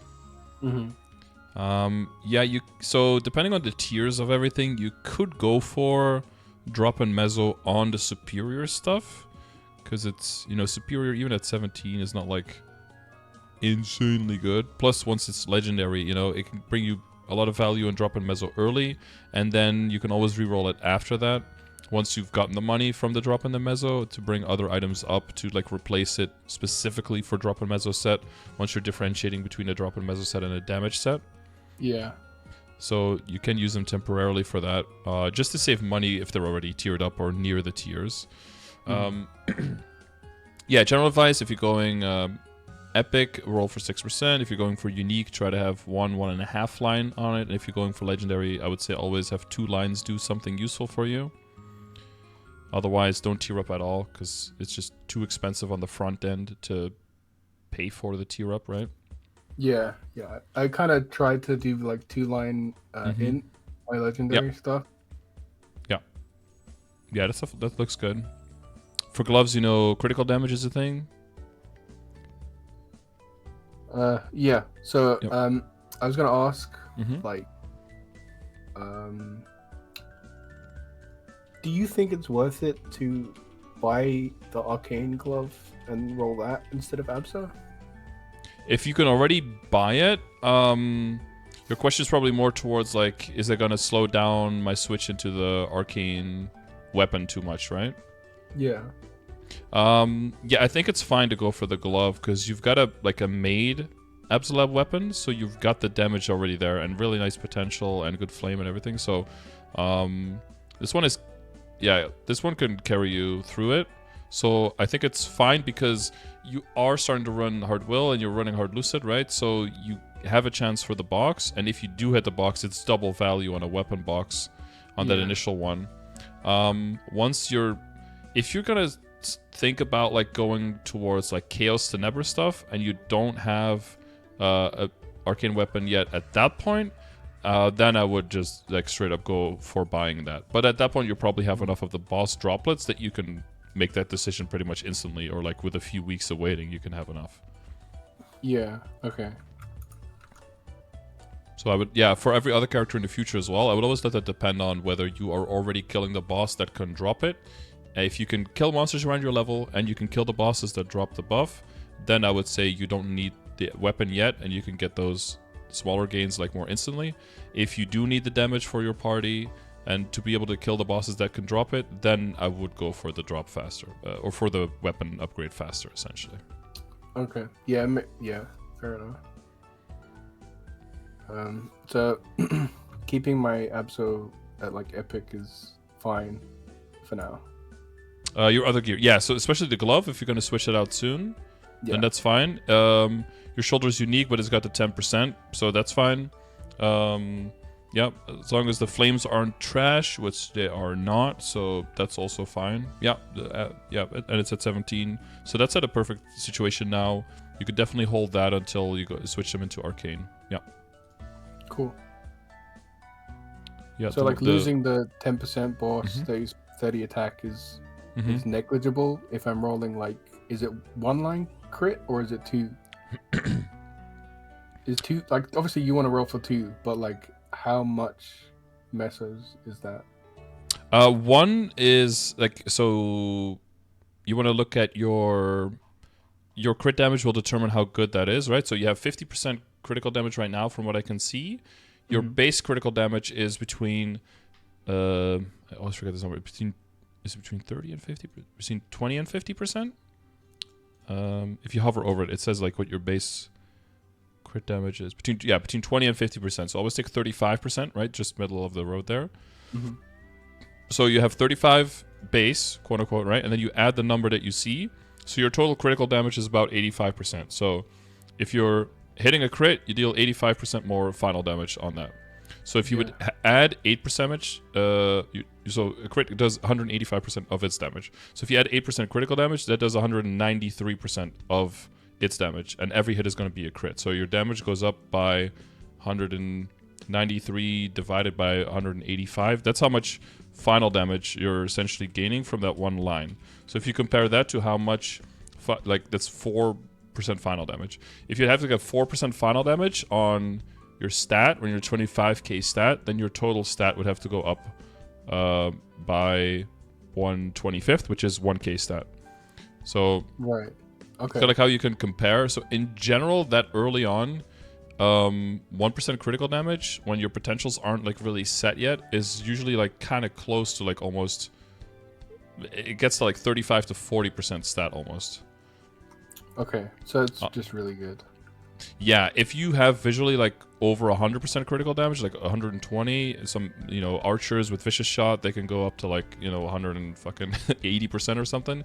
Then they get reduced damage from the critical damage because it's additive. So they might end up like if they get further into the game, they might end up going more towards critical damage and stat combination before. But this is really only for people who are trying to go beyond double critical damage. So people go for 2-line critical damage and a line of stat. If you're an archer, still double line critical damage and stat would be an upgrade for you as an archer. But if you can get 1 line of critical damage and 2 lines of stat, that's already really close to that. So close that it's not worth the extra money. So you asked about the extra money. So we have a bunch of calculator tools also under the commands that other people have made. So for this one, you would check !cubing. And then you can check here the cost calculator.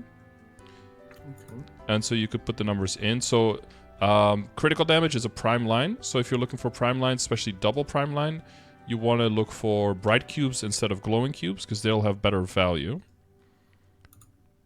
And if you want to know how much that is and everything, then you can always just throw it into the calculator and the average number will just tell you. So we're going gloves. Wait. Sorry. Yeah, you said... go for it. So is this rolling at legendary or rolling to legendary? Like if I'm trying to tier up, do I use black cubes instead or do I use glowing cubes? So technically, from what we know, the tier up cost is another one right here. From what we know to be true is you can see that the numbers here between red and black are so close that to me they look like rounding errors, honestly. Okay. So I would roll whatever cube you're planning to roll after you achieve the tier up. So red mostly. If you're planning to roll with red afterwards, then I would just tier up with red as well. If you're planning to roll with black after, then I would roll with black. Because that way you avoid getting into a situation where you're left with a bunch of cubes and you have to sub-value roll them. Because even if black cube is supposed to be more than this cheaper, you will lose all of that value by overbuying black cubes if you're going to be rolling with red afterwards anyway, right? Then all of that excess value that you just gained is just instantly gone because you're losing it on the rolls. True. So that's why in general, if you're on a budget, I would just roll with whatever you have after that. In reality, I like using black cubes for tier ups as well because it just feels better because they succeed more. But that's more like a quantity human error kind of thing. Or if I'm tiering up like 10 items, I'll buy like a few pack of black cubes and then a whole bunch of red cubes. And then I hope they get all the tiering up done with the black cubes. If I do, then I start rolling with the red cubes. If I have a few black cubes left over, I could just, YOLO roll a few things, see if I can, just like Hail Mary for some double primes or something, right? But I'll mainly be counting then on the red cubes for the rolls, or the glowing cubes for the people at home. Glowing and bright for the new names. But so this calculator does not include the cost for the tiering up, so you have to look at the because we don't actually have those numbers 100%. So this is more like a guideline that you can use for that, like in terms of costs and cubes. So if you do gloves, glowing. So in the beginning, your first like arcane gloves, level 200. Probably aim for, I would say, 1 line of crit damage and 1 line of stat. That's it. With glowing and red.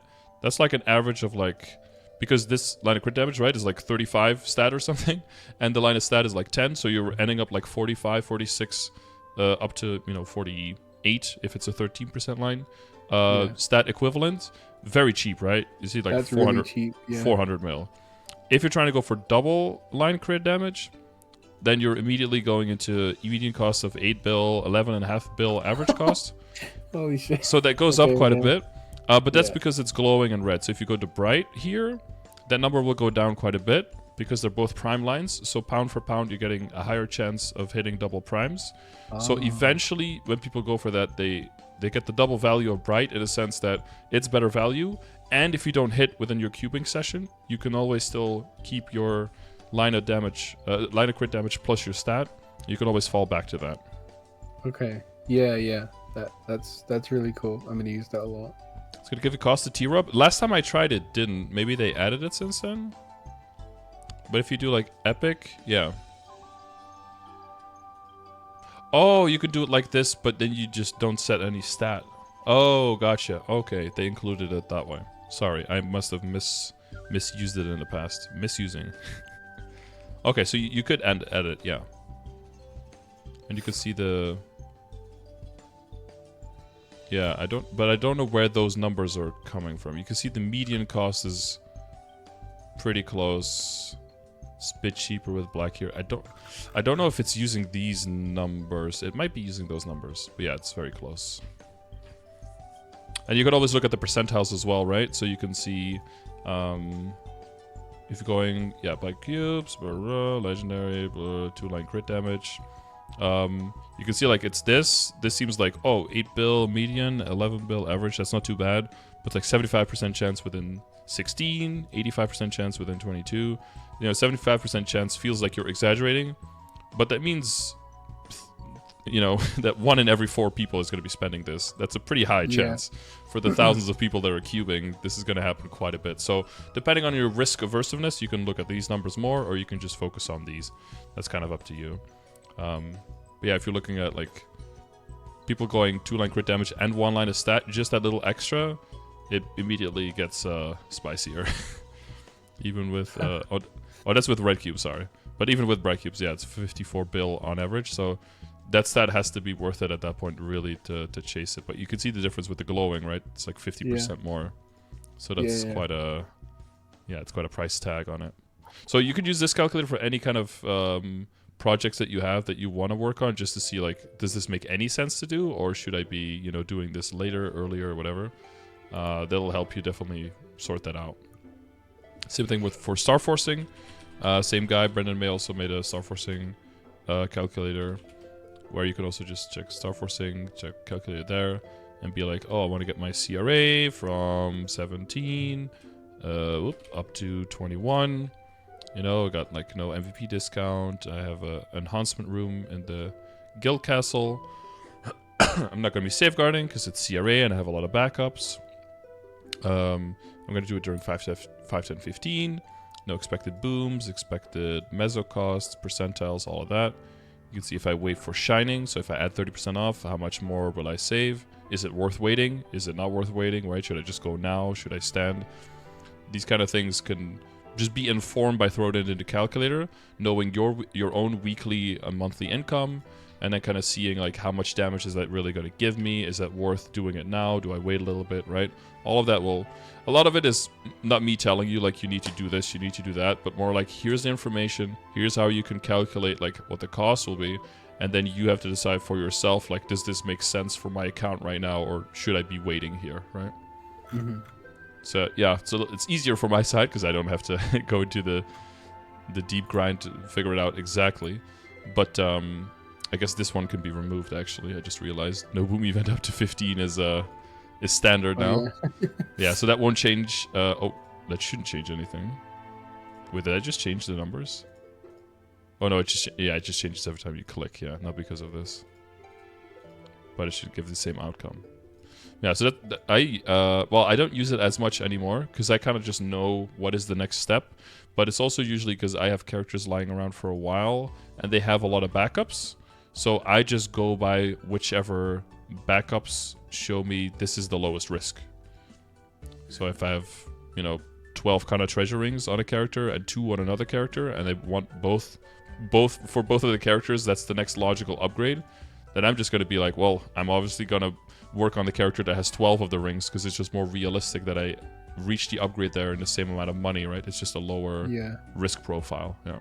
But I'm very risk aversive as well, so other people will put the bar of what is a reasonable amount of risk at a different position than where I put it. So what's your thoughts on going to 18 on all pieces of CRA and then like 19, then 20, 21? I like that, with one exception there. So, and again, you can use the... Oh, wait, did he... Oh, dude, he renamed from Suckhard to Math Bro. Good job, dude.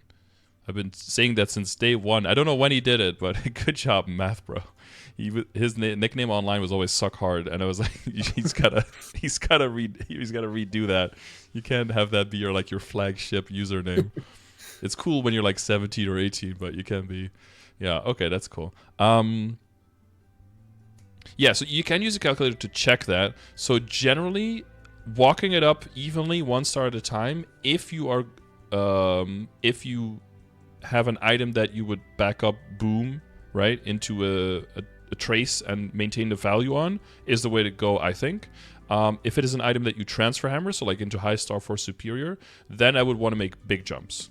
Yeah. Because the intermittent jumps and having to redo your potential every time would make that like very, very inefficient that way.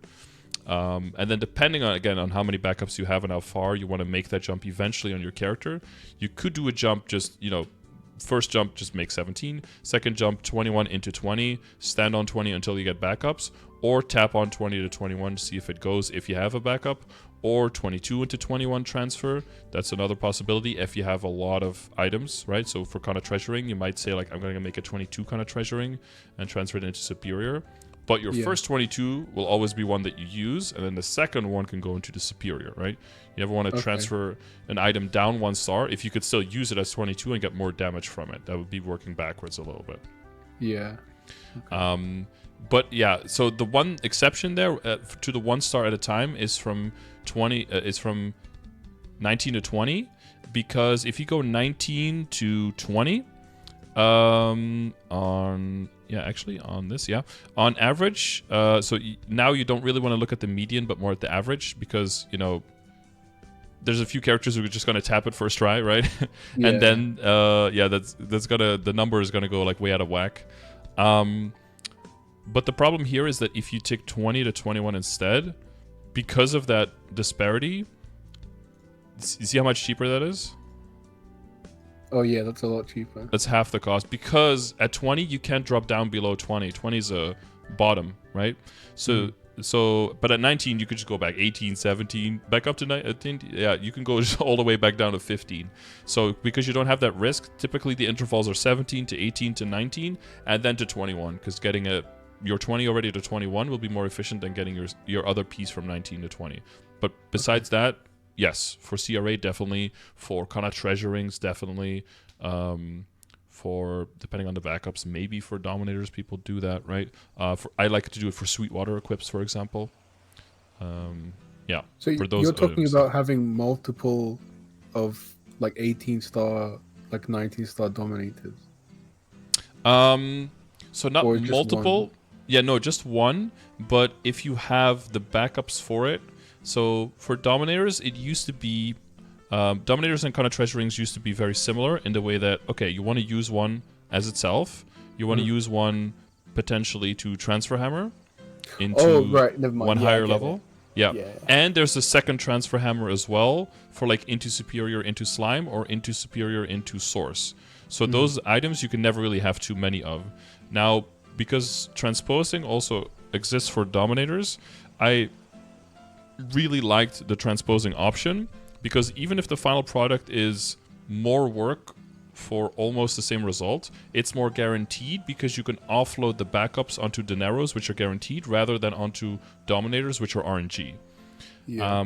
But now, because of progressing faster through the game, you can actually get to Vihila and to Seren a lot faster, which means that the Daybreak pendants come in, and a Daybreak pendant will replace the Transposed pendant faster, plus it'll give you extra fodder that, together with the Dominator, to transfer into Superior and to transfer into Superior into Source later, because they're both 140 pendants.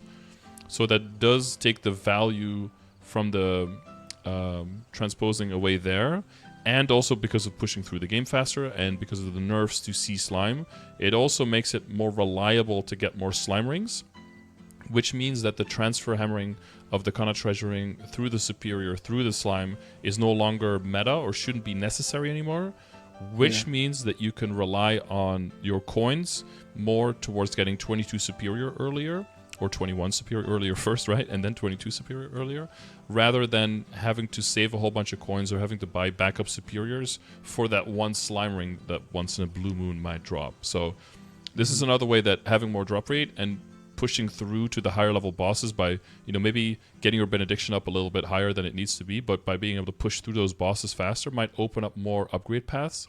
And all you need is one of those items to just go, and then that's like a big check mark, and then all of your resources can be rerouted to other stuff rather than kind of being in limbo of like, I don't know where I'm going. I could go here, I could go over there, right?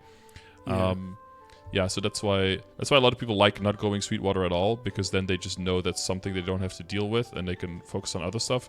But I like Sweetwater depending on where the character is going, because that means that my resources can be rerouted immediately and I don't have to worry about maybe them having to go someplace. Right. So, okay. So, like for me, choice, you probably wouldn't recommend Sweetwater. You're with your friend. He probably already has a decent Twilight mark, so if it drops, you're probably He doesn't? Okay. But if you're doing a Heart of Star Will with 2 people, you're gonna get to Twilight marks way faster than people who are doing like 4, 5, 6-man parties. Yeah. So that pretty much takes the tattoo out of the equation, I feel. If you're gonna be, like I said, like with the pendants, if you're gonna go past the point where the transposed pendant makes sense, then that takes that one out of the equation. And for the eye accessory right now, you have the black bean mark, right? That's like really close and easier to obtain than the monocles and stuff. So for this character, I probably wouldn't mess around with Commercy at all, no. But if you're making a character that's specifically a boss mule, or like the next Hyper Burn, which will be 260, and you don't plan on taking it past 260, there it might be a very good option, because you don't have to worry about hard lucid, hard will runs, and hitting the 5% and getting the drops, and having to ask other people for the Twilight mark, and making small parties, and all of that. You won't have to worry about the eye accessory. I went for the eye accessory for the black beam mark there, and then I'm going to go for tattoo, transpose 1 pendants, because then you don't need a lot of dominators, because you don't want to be endlessly running daily arc on a side boss mule every single day for months. If you get one, if you have one, that means you basically have a guaranteed 21 or 22 eventually, right? Pendant transposed, as long as you do enough of the other boss. So you're doing either, Commercy the whole time, but you have at the finish line you have your thing, or you do arc and eventually you'll have it, but you don't know if that's like the first one or it might be like the 14th one. So that's kind of like the problem. I take the guarantee there personally, but other people want to gamble it, and if they don't hit, then that's fine, and then they do something else.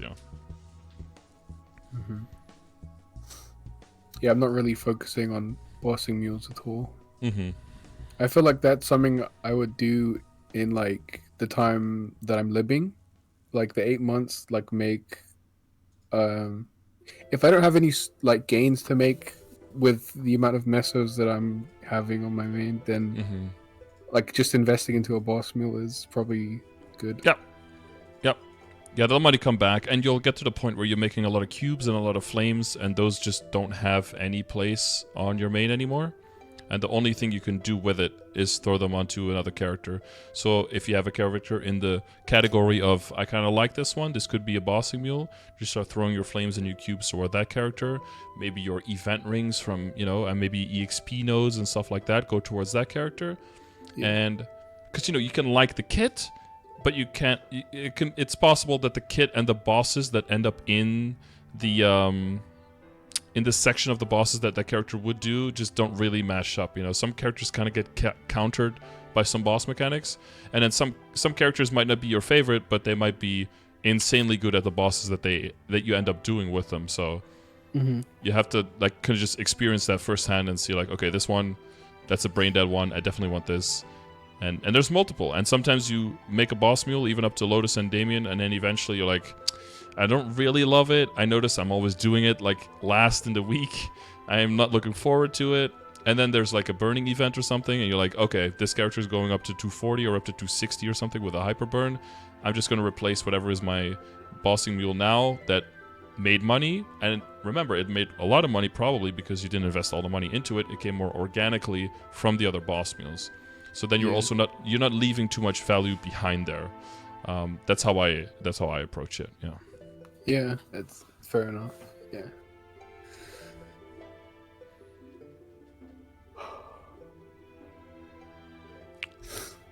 All right. How you feeling?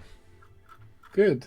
Good. I learned a lot. Got a lot to do. Obviously, I knew I had a lot to do, but kind of having some direction with, especially my training area, because that's probably where I'm going to be spending most of my time. Yeah. There's no one answer A and then B, but there is just, I would say the value for a large drop fam is of such magnitude that would put considerable time into trying to get that, because then everything else will flow from that drop rate afterwards. Yeah. And if I don't get that, then I just quit. No, I'm just kidding. Well, you could set you could set a limit, right? You could set a level, or set an amount of familiars that you're gonna get to epic. If I don't get it in 20 or something, I'm out of here. Or after you've done 10 and you're I just don't like this anymore. As soon as you start hating logging in or logging out, then you want to take a step back and readjust and see where's that possibly coming from? Is it coming from being stuck in Limina and not feeling like I'm progressing? Then just go into Grandis instead, right? But be aware of the value. That's I'll always say that keep it in the back of your head the value of going there. Yeah. But so prior on getting stuff to legendary, is there anything that would take priority over something else in accessories, or no? Well, for the accessories right now, it's getting the drop in the mezzo, and then it's getting another set for specific boss, right? That'll be accessory wise, that's the main thing that you're looking for. I think in terms of total gains, definitely your emblem, getting your emblem towards legendary. Also emblems are very good value if they're a combination of IED and magic attack, and that'll offload the IED value basically of your current potential of your shield, which means that you can freely reroll your shield for purely magic attack or magic attack boss combinations and give you more outs there after that. Yeah. See, I rolled this pretty much first or second cube, and I was I'm just keeping this pretty much until I'm ready to just get rid of it, because it's 2-line good. 1 line is decent. For emblem it's really good. The for unique emblem, I mean, it's really good. But remember what I said before, right? If you're gonna go to legendary, you want to have at least 2 useful lines. So it's good that you're thinking about it that way. I'm not gonna just tier this up for the sake of getting legendary, because there's a cost associated with getting it to legendary and getting it to a potential that's worthy of the legendary tier up. So if you're not willing to commit to those numbers, and again, now you know the calculator, you can look at the numbers, you can look at the average cost, and you can see if it makes sense for you to do that or not. But because you just got the 17, right now definitely the drop in the mezzo stuff is the priority. And then right after that, I would go towards your emblem and your secondary and start working on emblem first. If you hit full magic attack, that's great. But you want to be able to reroll your secondary as well, because that IED shouldn't be needed there as much, because of the IED that's available in the game, plus that bishop already has pretty high IED because you've got the debuff that you apply to bosses, right? Yeah. So you kind of want to see that IED line, even though right now it's working. You kind of want to eventually see that as like a dead line, and then int line on a WSE is okay-ish if it's your third line, but not if it's your second line. Yeah. Yeah. Mm-hmm. Yeah, ideally not the prime line. If you had like 12 int, 9 magic attack, I'd be inclined to keep that for a while. Yeah. Because then you can almost say it's like almost like a cheeky 21 kind of. But yeah, if the last line is IED, if you're still relying on the IED, then that's a great potential. As soon as the IED becomes not necessary, so that's specifically Big Legion and or Superior Golix set, then immediately that line falls dead. And then you want to get out of it ASAP, essentially. Yeah, I mean, I'm pretty unlucky with the Superior Golix. Mm-hmm. I've done so many kills. I've got 1 Superior belt. Yeah, so 1 Superior belt, and you bought the pendant, and then coin-wise, hopefully before you get the next 700. I'm at 440 ish. Oh, there's still hope for you. I was aiming for 1850 on my Adele, so I wanted to buy reinforced rings, superior ring, and the pendant. And I was no belt, no earrings until I was at 1400. So like 2 runs away from, and then in the last 2 runs, in the second to last run I got a belt, and in the last run I got a belt and an earring. So it couldn't, until you're actually there, you're not done yet. So keep all the good hope. And yeah, it can happen. Some characters get into the first 2 runs, but then you're also just still waiting to be able to buy. And then some people get it in the last 2 runs. And yeah, I hope you just never have to buy a belt or ring. But again, yeah, the average, most people won't have to. A large portion of people won't have to. But then if you look at the top 75%, if you look at the percentiles, you see that actually quite a few people probably have to buy like one of their 2 items. It's probably only like 10 to 15% of people, but that's still a lot of people if you add that up. Yeah. Yeah. So I'm praying. I'll light a candle in my RNG shrine for you. Yeah.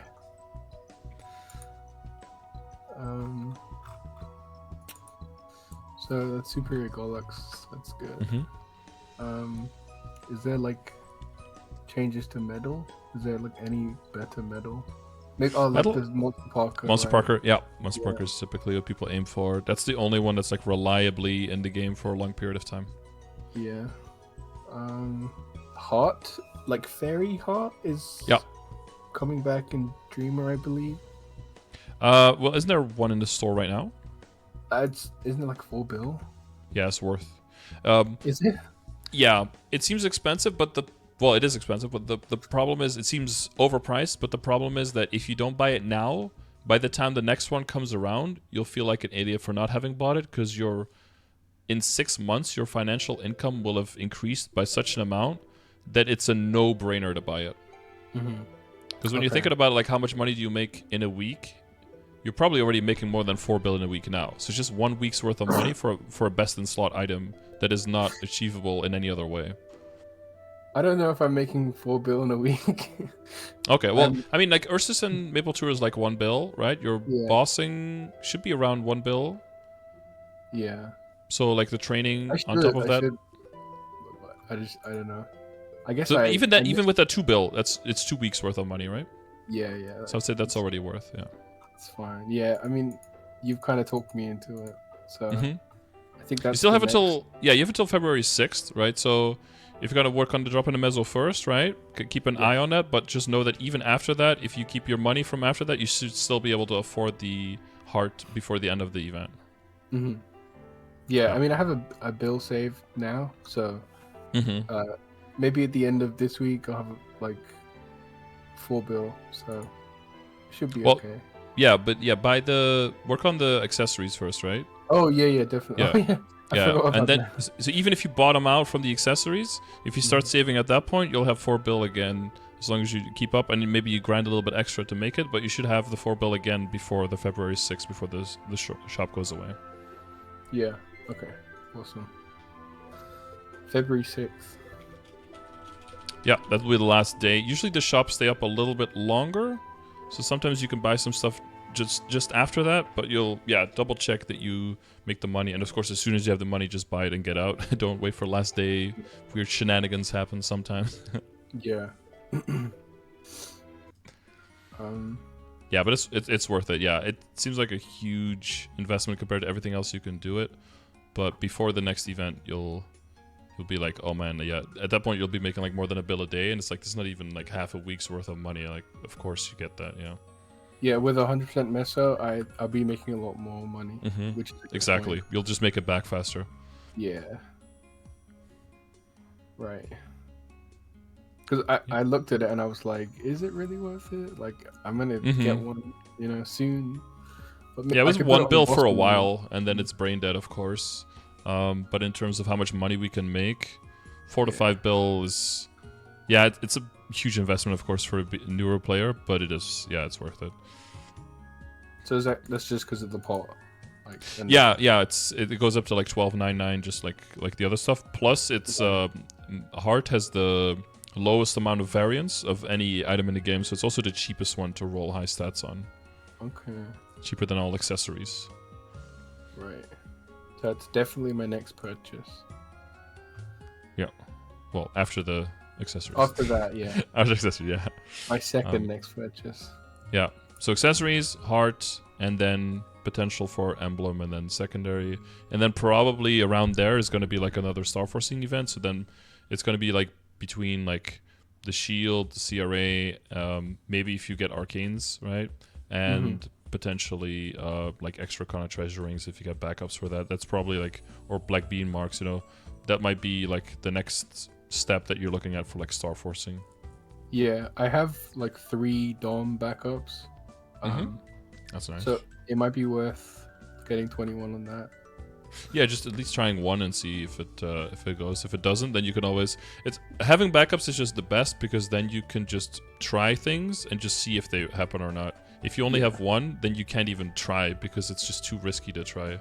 So that's why Droprate is so good, because it gives you the option to get lucky, because you can even try to get lucky without, signing over your fate to just RNGesus and be like, praise be upon me. Like, you can actually try to, you have a reasonable chance.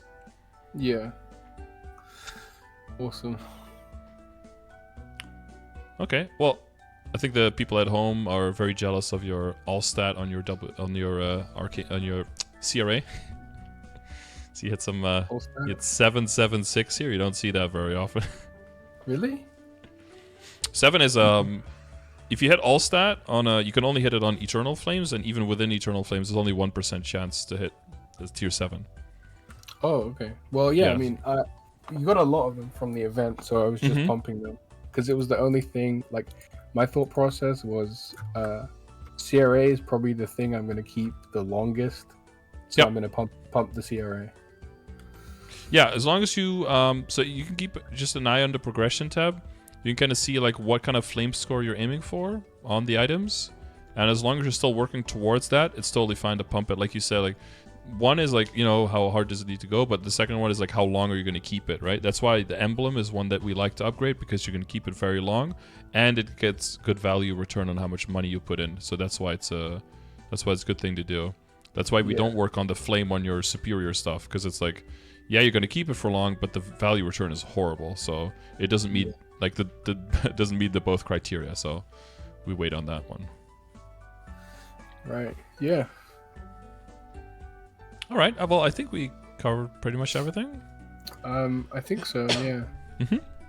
If anything else comes to mind, you can always hit me up on Discord if it's like a complicated thing, or just fire away in chat. We're always there to help people out, and hopefully if I can get to your question before Richard answers it, then Draxler is always sniping in the chat trying to answer all the questions. So, but if there's anything else, you know where to find me, and I just wish you best of luck this Saturday. Hopefully everything legendaries nice and quickly. Yeah, hopefully. And then you can definitely afford the heart afterwards. Yeah, it's gonna be good. Right. All right. Thank you so much. Yeah, you're very welcome. Good luck on the boss practice. And yeah, if you're still looking for a guild, we're always recruiting. And I don't know about Rainsong, but you can always check. That's the one guild I know for sure that's like a EU based, like a lot of people from Israel and Dutch players and French and Brits and all of that in there. So you can always check that out. If it makes it easier to set up boss parties, because it can be tricky, especially Black Mage is a lot more organization required. Sometimes even people will do like a 7th person who keeps track of the timer, so they can do callouts, so you can just focus on the boss mechanics. That was very useful for me in the first few practice runs for sure. Yeah, awesome. Well, yeah, I've learned a lot about stuff, about everything really. Like everything. All my questions got answered basically. All right. Well, that was my goal, so I'm happy that you did that. So go over those notes. I'll upload it to YouTube as well. So if you scribbled something and you can't read it, or you need it clarified, you can always check back the video later as well. And I wish you best of luck, and I'll see you around. Cool. Thank you so much. All right. You're welcome. Bye-bye. Bye. All right. Awesome. Okay, I think solid session. We had some startup, good intro. I think he had a clear goal, so we were immediately able to focus on Black Mage, Liberation. How do we get there? We looked at his situation. How much does he play? Who does he play with? What kind of progress does he make? Where is he at? What kind of bosses can he already do solo in a party? Where's his general knowledge at of systems? We went over that. And then we got a specific order and things to work on in terms of account and gear. So I think I think that was textbook good session. If you liked it, let me know. And if you didn't like it, also let me know. What can I improve next time? If you want a session like this, check out ! Coaching over in the Twitch chat, or check the description of the YouTube video. If you want to win one of these sessions, because that is possible, leave a comment saying that you'd like to win, and please include your Discord name so I can reach out to you. Every month I draw 2 winners from videos like these where people leave comments that they would like to win. So if you want to be one of those 2, leave that comment. Or don't, if you don't want to win. That's also totally fine with me.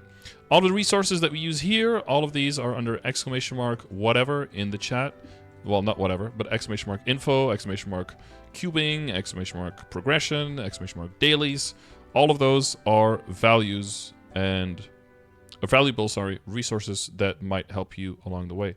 None of those will answer your questions 100%, but all of them will answer your question at least 90 to 95%. And that's my goal with them. All of the follow-up questions and the last things that you have, you can always fire away. I stream on Twitch every day, twitch.tv/Scardor. You can find me there, and I will do my best to answer any and all questions that you have. So you're always welcome there. So I'll either see you there, or I'll just see you in the next video here. Thanks for watching, and bye. Off to the next one.